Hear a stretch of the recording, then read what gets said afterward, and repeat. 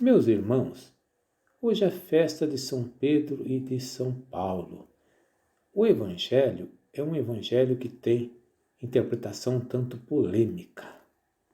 Nós que somos católicos entendemos que este evangelho se refere quando Jesus diz assim: Feliz é tu, Simão, filho de Jonas, porque não foi um ser humano que te revelou isso, mas o meu Pai que está no céu. Por isso tu és Pedro, e sobre esta pedra construirei a minha igreja, e o poder do inferno nunca poderá vencê-la. Nós entendemos que Jesus está falando com Pedro e escolhendo Pedro para ser o líder da igreja, pois pouco mais adiante Jesus vai morrer, ressuscitar e ascender ao céu e reinar glorioso. Mas a igreja tem a sua parte humana, então precisaria de um líder, a escolha de São Pedro como seu sucessor. A outra interpretação, ela diz o seguinte: olha, essa passagem não tem nada a ver com Pedro como seu sucessor, como papa, porque no grego, e isso é de fato, ele emprega a palavra Pedro no masculino e depois pedra no feminino. E em grego, Petros masculino significa o rochedo, enquanto que Petra no feminino significa uma lasca, um pedregulho. Então o que ele está dizendo é que Pedro é, vamos dizer assim, um tijolinho, uma pedra da edificação da igreja. Bom, essa interpretação, eu acho que ela tem seu lado verdadeiro, porque na verdade o único fundamento da igreja é Jesus. Mas essa passagem não está falando sobre isso. O tema de Jesus como único fundamento da igreja é em outras passagens do Evangelho. O tema neste Evangelho é a sucessão.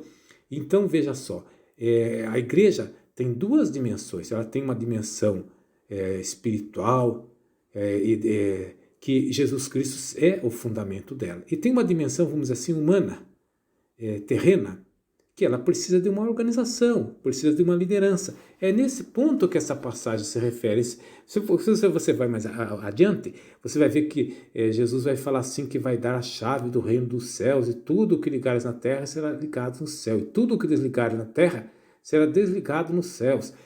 Mas, como se dizer, né?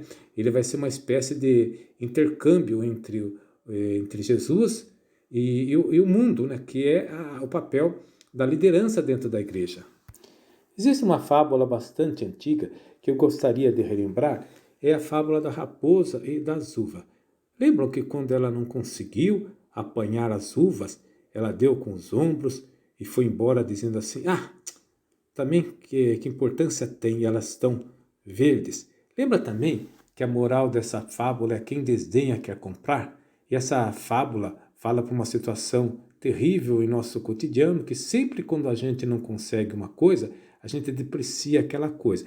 Então, é claro, uma vez que algumas religiões não têm o primado de Pedro, não tem como seu papa, como seu líder máximo sucessor de Pedro, é claro que vão fazer uma leitura onde vão desconstruir essa interpretação, que, como eu disse, tem seus pontos verdadeiros, porque ao falar que Jesus é o único fundamento da igreja, tudo isso nós concordamos, mas também não podemos dizer que a igreja vive no espaço, ela vive assim no vácuo. A igreja, ela está encarnada na terra e ela precisa de uma liderança, e esta passagem aqui, ela se refere especificamente a isso e apresenta Pedro como aquilo que nós chamamos primado de Pedro, o poder das chaves. Isso é uma alegria muito grande para nós que somos católicos, porque a gente tem que, não desmerecendo as outras igrejas cristãs, você sabe que a igreja verdadeira é aquela igreja que pratica o bem, mas podemos dizer que nós temos que valorizar nossas riquezas, e uma das riquezas nossas é que a nossa igreja, ela tem essa sucessão apostólica, ela tem o primado de Pedro, a Basílica de São Pedro é construída sobre o túmulo do apóstolo Pedro. Então nós temos essa riqueza. Então nós devemos nos alegrar com a festa de hoje, porque nós temos Pedro como um princípio de unidade humana. Claro que Jesus é a unidade plena da igreja, mas a igreja, enquanto instituição humana, possui a figura do Papa, e o Papa é como se fosse um sacramento entre nós dessa unidade. A igreja cristã, toda ela é sacramental, e nós temos esse grande símbolo máximo de unidade entre nós, então devemos louvar e agradecer a Deus essa dádiva que nós temos em nossa religião católica. Amém.